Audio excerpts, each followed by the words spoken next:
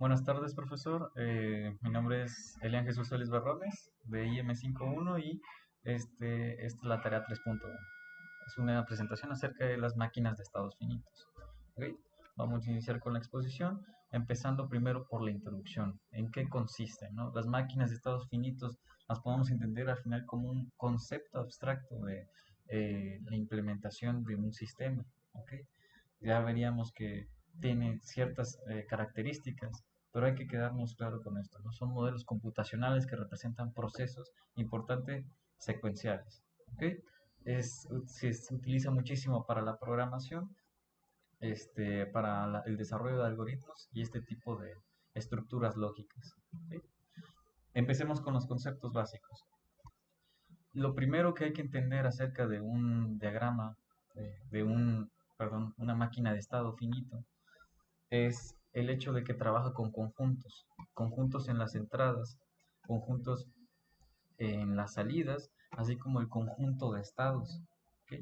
Entonces, al final, el comportamiento de un sistema va a depender de las entradas, de las salidas, así como de los estados posibles que puede tomar el propio sistema, ¿no? Relacionado con ellos. Por ejemplo, en la teoría de autómatas, los conjuntos son fundamentales para definir los estados, símbolos y otros componentes, ¿no? Un conjunto, también existe la teoría de conjuntos, eh, por ejemplo, pueden ser los símbolos de las cartas de póker, ¿no? Representa una colección de algo. Después, un otro concepto importante, de hecho se menciona en el documento del cual se basa esta presentación, es la definición de alfabeto, ¿ok?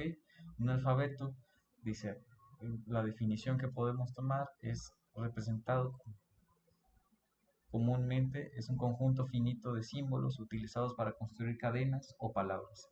En el contexto de autómatas, el alfabeto es esencial para la entrada de datos, ¿no?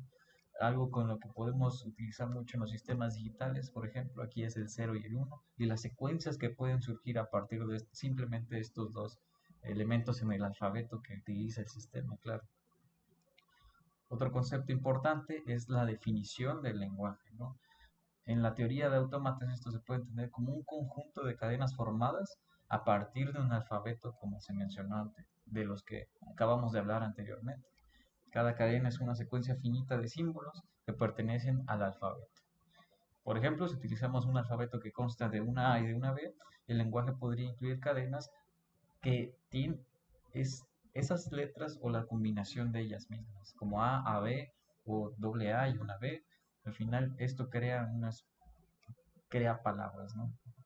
Como se puede entender, crea cadenas. Los lenguajes son esenciales para definir qué patrones o secuencias de entrada son aceptables en un autómata. Ahora, empecemos ya con lo importante, el propósito de nuestra exposición, las máquinas de estados. ¿Ok? Dice, la definición de las es finite system, machines y componentes y sus componentes. Una máquina de estados finitos, por la abreviación en inglés FSM, es un modelo matemático que representa un sistema capaz de estar en uno de un número finito de estados. ¿Ok? Sus componentes principales son Q, conjunto de estados, estado inicial, conjunto de estados de aceptación, alfabeto de entrada y la función de transición. La FSM procesa una cadena de entrada y realiza transiciones entre estados según los símbolos leídos. Esto es lo que hablábamos al inicio, ¿no? Funcionamos con una máquina de estado finito, funciona con un conjunto de entrada y un conjunto de salida que al final, mediante una función de transición, podemos cambiar entre estados y así también cambian nuestras salidas. Para entender esto, es importante saber cómo interpretarlos, ¿no? Y al final a eso se refiere y se puede llegar a un mejor entendimiento de estas máquinas por medio de diagramas y tablas de transición. Los diagramas de transición son representaciones gráficas que ilustran cómo las máquinas este, eh, se mueven entre estados. ¿Ok? Cada nodo en el diagrama representa un estado, representa que las flechas etiquetadas indican la transición que ocurre con base en la entrada. ¿Ok? Aquí tenemos un ejemplo donde está el estado inicial 1, los círculos mayores son los estados, y aquí prácticamente en cada una de las flechas es esa entrada y ese estado que hace que, y esa condicional que genera ese cambio de estado. ¿Ok? Este es solamente un ejemplo. Generalmente se pone, en caso de ser una formal, se pone si la, la correspondiente, ¿no? Ya sea 0 o 1 hablando de sistemas digitales o en otras posibles variables que puedan tener dependiendo del sistema. Ahora, diferencias entre estos dos tipos de esquemas, ¿no? Se dividen en dos. DFA, que son autómatas finitos deterministas, y NFA, autómatas finitos no deterministas. ¿Ok?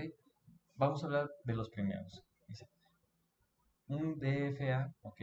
Autómatas finitos deterministas, tienen una única transición para cada par, estado símbolo, lo que significa que su comportamiento está completamente determinado.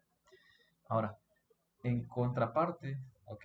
Vamos a hablar de los NFA, autómatas finitos no deterministas.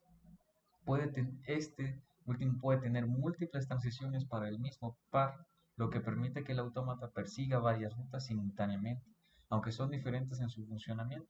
Cualquier lenguaje aceptado por un NFA puede ser aceptado por un DFA. ¿Ok? Son simplemente dos conceptos que pueden surgir acerca de los autómatas. Ahora,